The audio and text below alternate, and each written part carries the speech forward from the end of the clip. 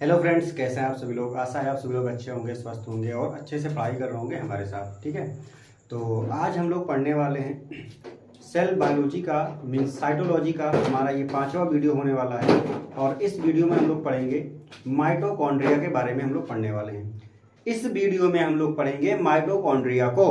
आप सभी लोग जानते हैं कि माइटोकॉन्ड्रिया को power house of the cell कहा जाता है। क्या कहते हैं? Power house of the cell कहा जाता है माइटोकॉन्ड्रिया को। और माइटोकॉन्ड्रिया के बारे में बहुत सारी चीजें हैं जिसको हम लोग एक एक करके पढ़ेंगे और समझेंगे। इस वीडियो पे आप लास्ट तक बने रहिएगा और सारी की सारी टॉपिक्स आपको क्लियर हो जाएंगे। ये मेरी गारंटी है, आपको आगे से कहीं और नहीं पढ़ना पड़ेगा। तो चलिए हम लोग क्या करते हैं, हम लोग स्टार्ट करते हैं इस माइटोकॉन्ड्रिया को पढ़ने के लिए चलते हैं। सबसे पहले मैं आपको बता दूं कि माइटोकॉन्ड्रिया की डिस्कवरी के बारे में हम लोग थोड़ा सा समझते हैं। इसमें 3 साइंटिस्टों का बहुत बड़ा योगदान है, उनको हम समझेंगे। फिर मैं डायग्राम के थ्रू आपको समझाऊंगा। सिर्फ और सिर्फ मैं डायग्राम बनाऊंगा और आपको समझाऊंगा। कुछ भी लिखना नहीं है, सिर्फ और सिर्फ डायग्राम से ही आपको क्या करना है, सारी चीजों को समझ लेना है। तो चलिए हम लोग स्टार्ट करते हैं माइटोकॉन्ड्रिया को। तो देखिए, माइटोकॉन्ड्रिया फर्स्टली ऑब्जर्व बाय कोलिकल। एक वैज्ञानिक थे जिनका नाम क्या था भाई? कोलिकल था। क्या नाम था? कोलिकल था। इन मसल ऑफ द इंसेक्ट। ठीक, कोलिकल ने सबसे पहले माइटोकॉन्ड्रिया को ऑब्जर्व कहां किया? इंसेक्ट के मसल में किया। कहां किया भाई? इंसेक्ट के मसल में किया। कोलिकल ने सबसे पहले माइटोकॉन्ड्रिया को ऑब्जर्व किया था। अगर कहीं पे क्वेश्चन पूछा जाता है कि माइटोकॉन्ड्रिया को ऑब्जर्व करने वाले वैज्ञानिक का नाम बताओ, या फिर वह कौन सा व्यक्ति था जिसने माइटोकॉन्ड्रिया को सबसे पहले ऑब्जर्व किया, तो कोलिकल नाम बताना है। और पूछे किसमें ऑब्जर्व किया था, तो आपको बताना है muscle of insect. Means insect के मांसपेशियों में सबसे पहले कोलिकल नाम के वैज्ञानिक ने क्या देखा? माइटोकॉन्ड्रिया को देखा। सिर्फ इन्होंने ऑब्जर्व किया, लेकिन नाम वगैरह नहीं दिया। अब उसके बाद आगे बढ़िए। It was described by Altman and Fleming. अब 2 साइंटिस्ट थे, एक का नाम है आल्टमैन, दूसरे का नाम है फ्लेमिंग। आल्टमैन और फ्लेमिंग ने क्या किया? 1890 में। कब भाई? 1890 में इसको जो है, जिसको कोलिकल ने मसल ऑफ इंसेक्ट में देखा था, इन्होंने कहा कि कुछ चीज जो है वो कहां पाई जा रही है? मसल ऑफ इंसेक्ट में पाई जा रही है। फिर उसी चीज को इन लोगों ने डिस्क्राइब कर दिया आल्टमैन और फ्लेमिंग ने, और उसके बारे में थोड़ा अच्छे से बता दिया। और उसका नाम क्या दिया उन्होंने? बायोप्लास्ट दिया। अब देखिए, अगर आपसे कोई पूछता है कि माइटोकॉन्ड्रिया की खोजकर्ता कौन है, तो आप टिक लगाएंगे आल्टमैन और फ्लेमिंग पे। क्यों? क्योंकि इन्होंने उसका नामकरण किया और उसको डिस्क्राइब किया था, उसके बारे में बहुत सारी चीजें बताई थी। लेकिन सबसे पहले अगर कोई पूछे कि ऑब्जर्व किसने किया था, तो कोलिकल आएंगे। कहां पे? Muscles of insect. ठीक है, क्वेश्चन ऐसे बनता है कि माइटोकॉन्ड्रिया को सबसे पहले किसमें ऑब्जर्व किया गया था, तो मसल्स ऑफ इंसेक्ट में ऑब्जर्व किया गया था। फिर उसको डिस्क्राइब करने वाले वैज्ञानिक का नाम क्या है? आल्टमैन एंड फ्लेमिंग है, 1890 में किया था। फिर उसका नाम इन्होंने क्या दिया था? आल्टमैन एंड फ्लेमिंग ने नाम दिया, वो नाम क्या था? बायोप्लास्ट था। अब उसके बाद जो हम लोग पढ़ रहे हैं माइटोकॉन्ड्रिया, इसका माइटोकॉन्ड्रिया नाम देने वाले कौन वैज्ञानिक हैं? नेम्ड एज माइटोकॉन्ड्रिया बाय सी बेंडा। सी बेंडा ने नामकरण किया था 1897 में। तो आपको इन 3 वैज्ञानिक का नाम ध्यान रखना है माइटोकॉन्ड्रिया को पढ़ने से पहले, माइटोकॉन्ड्रिया को समझने से पहले। सबसे पहले आपको बताना है कि किसने ऑब्जर्व किया था, तो आप बताएंगे कोलिकल ने ऑब्जर्व किया था। किसमें ऑब्जर्व किया था? इंसेक्ट की मांसपेशियों में ऑब्जर्व किया था। अब उसके बाद साइंटिस्ट आते हैं आल्टमैन एंड फ्लेमिंग। इन्होंने उस माइटोकॉन्ड्रिया को क्या किया? डिस्क्राइब कर दिया और उसका नाम क्या दे दिया? उसका नाम दे दिया बायोप्लास्ट। ठीक है, कब दिया था? 1890 में दिया था। अब उसके बाद एक साइंटिस्ट आते हैं सी बेंडा। सी बेंडा ने क्या किया? सी बेंडा ने माइटोकॉन्ड्रिया नाम दे दिया। सी बेंडा ने माइटोकॉन्ड्रिया नाम दे दिया। ठीक है, अब इसको हम लोग थोड़ा समझ लेते हैं। मान लीजिए कि आपके घर के आसपास कोई एरिया है, उस एरिया के बारे में थोड़ा सा बता दिया। किसने बता दिया? कि वो तालाब के किनारे है, तो उसको बताने वाले वैज्ञानिक मान लीजिए क्या है? कोलिकल है। ठीक है, अब फिर उस तालाब के किनारे वाले एरिया का नाम दे दिया गया क्या? बायोप्लास्ट। इसको किसने दिया? आल्टमैन और फ्लेमिंग ने दिया। अब उस जो बायोप्लास्ट था उसको और अच्छे से नामकरण किया माइटोकॉन्ड्रिया। ये किसने किया? सी बेंडा ने किया, 1897 में किया। ये हो गया बेटा डिस्कवरी के बारे में। थोड़ा सा डिस्कवरी के बारे में आपको जानना चाहिए, इससे जो है जनरल नॉलेज में क्वेश्चन बहुत ज्यादा बनते हैं माइटोकॉन्ड्रिया से रिलेटेड। अब हम लोग टॉपिक को स्टार्ट करते हैं। क्या है माइटोकॉन्ड्रिया? और माइटोकॉन्ड्रिया को क्या कहा जाता है?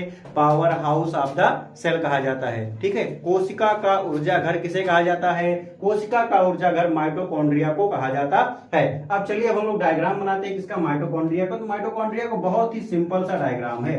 माइटोकॉन्ड्रिया का जो डायग्राम है क्या है? बहुत ही सिंपल सा डायग्राम है। देखिए भाई, आपको क्या करना है, माइटोकॉन्ड्रिया को डायग्राम बना देना है आपको। ठीक, माइटोकॉन्ड्रिया का आप डायग्राम बनाएंगे कुछ ऐसे। ये हो गया क्या? माइटोकॉन्ड्रिया का डायग्राम हो गया। अब आपसे कोई कहेगा कि माइटोकॉन्ड्रिया में कुल कितने मेम्ब्रेन पाए जाते हैं, कितनी लेयर पाई जाती है, तो आप कहेंगे 2। ये हो जाता है आउटर मेम्ब्रेन। कैसा होता है ये? Outer membrane. ये मेम्ब्रेन कैसी है? आउटर मेम्ब्रेन है। ठीक है, अब उसके बाद इंटरनल मेम्ब्रेन ये वाली हो गई, ये इनर मेम्ब्रेन है। कैसी है भाई? इनर मेम्ब्रेन है। ये इनर मेम्ब्रेन है। तो इनर मेम्ब्रेन कैसी है आप जान गए, देख चुके होंगे। तो ये कैसी है? फोल्डेड है। कैसी है?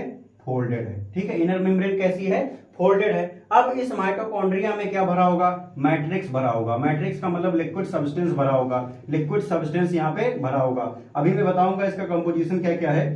तो यहाँ पे आप देख सकते हैं क्या भरा हुआ है? लिक्विड सब्सटेंस भरा हुआ है। इसका नाम क्या है? मैट्रिक्स है। ये क्या है भाई? इसको हम लोग कहते हैं मैट्रिक्स कहते हैं। क्या कहते हैं भाई? मैट्रिक्स कहते हैं। अब इसी मैट्रिक्स के बीच में आपको कहीं कहीं राइबोसोम भी रहेगा। राइबोसोम भी पाया जाता है। ठीक है, तो राइबोसोम भी पाया जाता है। ठीक है, माइटोकॉन्ड्रिया में क्या है? राइबोसोम भी आपको देखने को मिल जाएगा। बच्चों, ये जो आपका इनर मेम्ब्रेन है जो फोल्डेड है, ठीक है, तो इस फोल्डेड इनर मेम्ब्रेन को यहाँ पे हम लोग एक स्पेशल नाम दे देते हैं। ठीक है, इनर साइड पे इसको कह देते हैं क्रिस्टी। क्या कह देते हैं? क्रिस्टी कह देते हैं। इसका नाम क्या हो गया? क्रिस्टी हो गया। ठीक है, तो अब यहाँ पे आपको कुछ कई सारी चीजें आपको पता चल जा रही हैं कि जो आपका माइटोकॉन्ड्रिया होता है उसमें 2 मेम्ब्रेन पाई जाती हैं। एक होता है आउटर मेम्ब्रेन, दूसरा होता है इनर मेम्ब्रेन। इनर मेम्ब्रेन कैसी रहेगी? फोल्डेड रहेगी। और वो इनर मेम्ब्रेन जब फोल्डेड रहेगी तो वहां पे उसको क्या नाम दे दिया जाएगा? क्रिस्टी नाम दे दिया जाएगा। अब उसके बाद यहाँ पे आपको बताया कि लिक्विड सब्सटेंस भरा होता है जिसको मैट्रिक्स कहते हैं। आपको राइबोसोम देखने को मिल जाएगा। अब यहीं पे आपको इस क्रिस्टी के पास आपको जो है कहा क्या मिल जाएगा आपको देखने को? आपको मिल जाएगा डीएनए देखने को मिल जाएगा। क्या मिल जाएगा?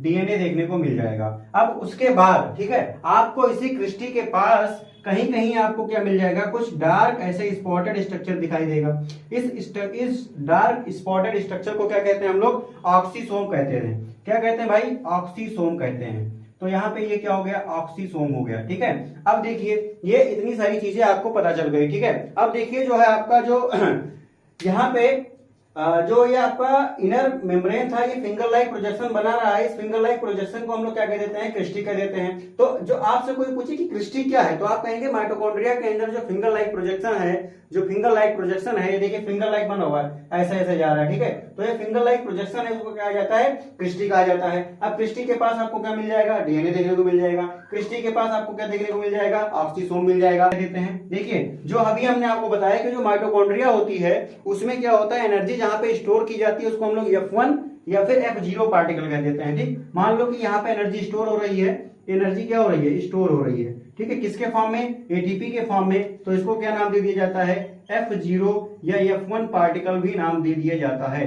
तो ये थोड़ा कॉम्पिटिटिव एग्जाम के तरीके से क्वेश्चन मान लीजिए कहीं पे पूछा गया कि जहां पे एनर्जी स्टोर होती है एटीपी के फॉर्म में, उसको कौन सा पार्टिकल कहा जाता है? तो F0 F1 पार्टिकल कहा जाता है। और उसी का नाम, दूसरा नाम क्या है? ऑक्सीसोम होता है। तो एटीपी कहां पे स्टोर हो रही है? ऑक्सीसोम में स्टोर हो रही है। एटीपी कहां पे स्टोर हो रही है माइटोकॉन्ड्रिया में? ऑक्सीसोम में स्टोर हो रही है। ठीक है, तो अब देखिए जो सेलुलर रेस्पिरेशन होता है, ठीक है, जो सेलुलर रेस्पिरेशन होता है वो आखिर कहां पे होगा? ठीक है, the process of cellular respiration occur in the mitochondria. ठीक है, माइटोकॉन्ड्रिया के अंदर क्या होता है? सेलुलर रेस्पिरेशन होता है। इस माइटोकॉन्ड्रिया के अंदर क्या होता है भाई? यहीं पे माइटोकॉन्ड्रिया के अंदर क्या होता है? सेलुलर रेस्पिरेशन होता है। ठीक है, सेलुलर रेस्पिरेशन होता है। ठीक है, सेलुलर रेस्पिरेशन यहां पे होता है, इसलिए हम लोग इसको क्या नाम देते हैं? Power house of the cell कह देते हैं। क्या कहते हैं? Power house of the cell कह देते हैं। क्या कहते हैं भाई? Power house of the cell कह देते हैं। ठीक है, तो ये चीजें आपको ध्यान में रखनी थी। अब यहाँ पे जो राइबोसोम मिल रहा है वो 70S है कि 80S है? तो यहाँ पे जो राइबोसोम मिल रहा है ये आपको ध्यान में रखना है, 70S राइबोसोम है। कैसा राइबोसोम है? 70S राइबोसोम होता है। ठीक है, अब माइटोकॉन्ड्रिया के पास इसका खुद का डीएनए है, ये आपको पता चल गया। ठीक है, अब जो है एक सेल के अंदर कोई बात करे कि एक सेल के अंदर लगभग कितने माइटोकॉन्ड्रिया पाए जाते हैं, तो एक सेल के अंदर आपको 50 से 50,000 माइटोकॉन्ड्रिया मिल सकते हैं। मींस 50 से लेकर के 50,000 माइटोकॉन्ड्रिया तक क्या होता है एक सेल के अंदर आपको देखने को मिलते हैं। तो ये सब चीजें थी आपकी क्या माइटोकॉन्ड्रिया के बारे में जो मैंने आपको बताया, डायग्राम के थ्रू बताया। अब आप इसको पॉइंट वाइज भी कर सकते हैं। ठीक, तो चलिए मैं इसको आपको स्टार्टिंग से दोबारा एक बार रिवाइज करवाता हूं। ये जो डिस्कवरी थी, डिस्कवरी वाली पोर्शन को आप जो है हटा सकते हैं। अभी आपने इसको नोट कर लिया होगा। ठीक है, एक बार मैं यहाँ स्टार्टिंग से आपको रिवाइज करवा दे रहा हूं। ठीक है, तो देखिए सबसे पहले मैंने आपको बताया था कि माइटोकॉन्ड्रिया को ऑब्जर्व करने वाले वैज्ञानिक का क्या नाम था। सुनिए, लिसन केयरफुली। माइटोकॉन्ड्रिया को ऑब्जर्व करने वाले वैज्ञानिक का नाम था कोलिकल, जिन्होंने किसमें देखा था, मसल्स ऑफ इंसेक्ट। मसल्स में देखा था, किसके मसल्स में देखा था, इंसेक्ट के मसल में देखा था। अब उसके बाद बात करेंगे दूसरे नंबर पे कि बायोप्लास्ट नाम किसने दिया था। तो बायोप्लास्ट नाम देने के लिए आपके पास फ्लेमिंग थे और आल्टमैन थे। फ्लेमिंग और आल्टमैन ने क्या किया, उस माइटोकॉन्ड्रिया को और ज्यादा डिस्क्राइब किया और क्या कहा, ये तो बायोप्लास्ट है। ठीक है, कब किया था, 1890 में किया था। अब उसके बाद हम लोग थोड़ा और आगे बढ़ते हैं तो एक वैज्ञानिक आ जाते हैं सी बेंडा, जिन्होंने बताया कि हम इसको क्या कहेंगे, बायोप्लास्ट ना कह करके हम लोग माइटोकॉन्ड्रिया कहेंगे। 1897 में उन्होंने ये कहा था। ये देखिए लिखा हुआ है 1897 में इन्होंने सी बेंडा ने ये माइटोकॉन्ड्रिया नाम दिया था। अब उसके बाद हम लोग माइटोकॉन्ड्रिया के डायग्राम को थोड़ा डिटेल में अच्छे से, जितना मैंने आपको बताया है उतना ही बेटा आपको ध्यान में रखना है। तो चलिए यहाँ पे सबसे पहले हम देखते हैं कि ये आपका क्या है, ये माइटोकॉन्ड्रिया का स्ट्रक्चर है। अब माइटोकॉन्ड्रिया में कहा गया, सबसे पहले मैंने बताया था आपको ये कैसी होती है, ये डबल मेम्ब्रेनस होती है। कैसी होती है, डबल मेम्ब्रेनस होती है। कैसी होती है भाई, ये डबल मेम्ब्रेनस होती है। ठीक, अब आपको पता चल गया कैसी है, डबल मेम्ब्रेनस है। आउटर मेम्ब्रेन तो आपको दिख रहा हुआ है, लेकिन इनर मेम्ब्रेन कैसी होती है, इनर जो मेम्ब्रेन होती है वो मैंने बताया था आपको कि फोल्डेड होती है। कैसी होती है बेटा, फोल्डेड होती है। ये तो होगा आपका मेम्ब्रेन के बारे में। अब देखिए इसके अंदर जब आप आएंगे, इसके अंदर जब आप आएंगे तो लिक्विड सब्सटेंस भरा होता है। लिक्विड सब्सटेंस भरा होता है किसके अंदर, माइटोकॉन्ड्रिया के अंदर। किसके अंदर, माइटोकॉन्ड्रिया के अंदर। उसको क्या नाम दिया जाएगा, उसको कहा गया मैट्रिक्स। क्या कहा गया, मैट्रिक्स कहा गया। अब सेलुलर रेस्पिरेशन कोई पूछे आपसे कहां पे होता है, तो आप कहेंगे सेलुलर रेस्पिरेशन भी कहां पे होता है, माइटोकॉन्ड्रिया में होता है। माइटोकॉन्ड्रिया में क्या होता है, सेलुलर रेस्पिरेशन होता है। माइटोकॉन्ड्रिया में क्या होता है, सेलुलर रेस्पिरेशन होता है। क्या होता है बेटा, सेलुलर रेस्पिरेशन होता है। इसीलिए इसको हम लोग क्या कह देते हैं, power house of the cell कह देते हैं। इसीलिए इसको क्या कह देते हैं, power house of the cell कह देते हैं। ठीक है, क्या कह देते हैं, power house of the cell कह देते हैं। क्या हुआ, ये तो धारा लिखाना है, कोई दिक्कत ना है। तो सेलुलर रेस्पिरेशन माइटोकॉन्ड्रिया में होता है, इसलिए उसको क्या कहते हैं, power house of the cell कह देते हैं। अब ये इसके बाद एक एक करके हम लोग समझते हैं। उसके बाद देख सकते हैं यहाँ पे माइटोकॉन्ड्रिया के पास क्या है, इसका खुद का डीएनए है। तो आप लिख सकते हैं कि माइटोकॉन्ड्रिया के पास क्या होता है, माइटोकॉन्ड्रिया के पास इसका खुद का डीएनए होता है। क्या होता है, mitochondria have its own DNA. अब उसके बाद आप देखेंगे कि ये जो इनर मेम्ब्रेन आई थी ये फिंगर लाइक प्रोजेक्शन बना देती है। तो इसके बाद जो फिंगर लाइक प्रोजेक्शन पाया जाता है, फिंगर लाइक प्रोजेक्शन कहां पाया जा रहा है, इनसाइड द माइटोकॉन्ड्रिया। ठीक है, इनसाइड द माइटोकॉन्ड्रिया। इसको नाम क्या दिया गया, इसको नाम दिया गया क्रिस्टी। क्या नाम दिया गया भाई, क्रिस्टी नाम दिया गया।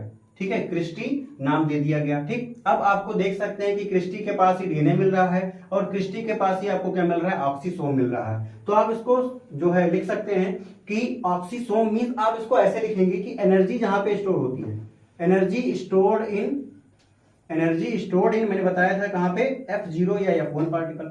F0 या F1 पार्टिकल, या इसी का दूसरा नाम क्या है, ऑक्सीसोम। इसी का दूसरा नाम क्या है, ऑक्सीसोम। ठीक है, ऑक्सीसोम।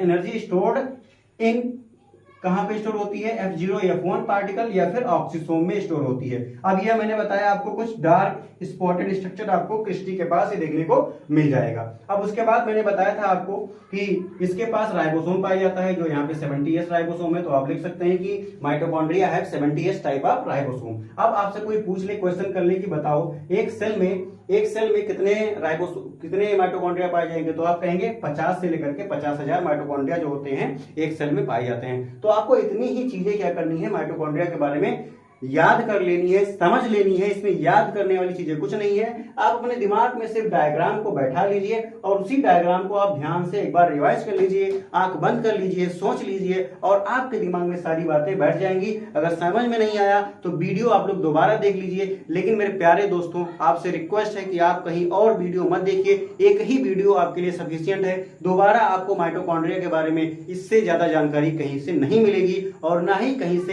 इससे ज्यादा जानकारी आपको नहीं रखनी है। अब चलिए अब हम लोग और बात कर लेते हैं केमिकल कंपोजिशन। ठीक है, इस माइटोकॉन्ड्रिया में कौन कौन से केमिकल्स और कितने मात्रा में पाए जाते हैं। ठीक है, तो अब हम लोग बात करेंगे क्या, केमिकल कंपोजिशन ऑफ माइटोकॉन्ड्रिया। क्या बात करेंगे, केमिकल कंपोजिशन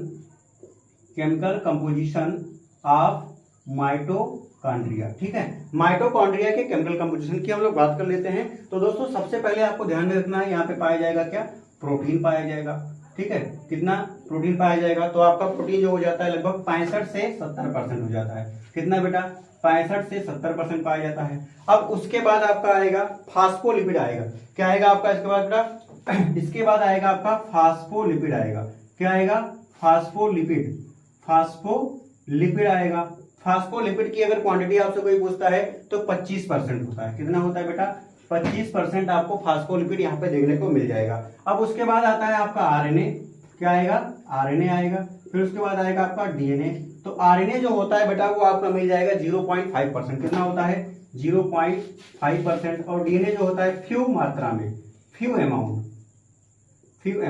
तो अगर आपसे कोई क्वेश्चन दाग देता है, कोई आपसे क्वेश्चन पूछ लेता है कि बताओ केमिकल कंपोजिशन बताओ माइटोकॉन्ड्रिया का, तो लो फटाक से बताओ प्रोटीन 65 से 70%, फिर बताओ फास्फोलिपिड 25%, फिर बताओ आरएनए 0.5%, फिर बताओ डीएनए फ्यू %। मतलब थोड़ी मात्रा में डीएनए जो है पाया जाएगा।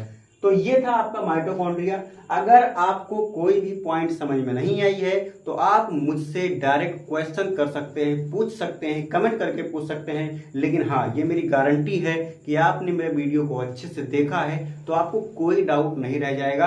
अगर इस तरीके से कोई शिक्षक आपको पढ़ाने वाला यूट्यूब पर मिल जाता है तो बताइए, वरना अपने सारे दोस्तों को मेरे वीडियो को फॉरवर्ड कर दीजिए और बता दो उनसे कि ये 15 से 20 मिनट का वीडियो देख लें और एक एक टॉपिक उनका क्लियर होता चला जाएगा। नेक्स्ट वीडियो हम लोग दूसरे टॉपिक के साथ मिलेंगे। तब तक के लिए जय हिंद, जय भारत।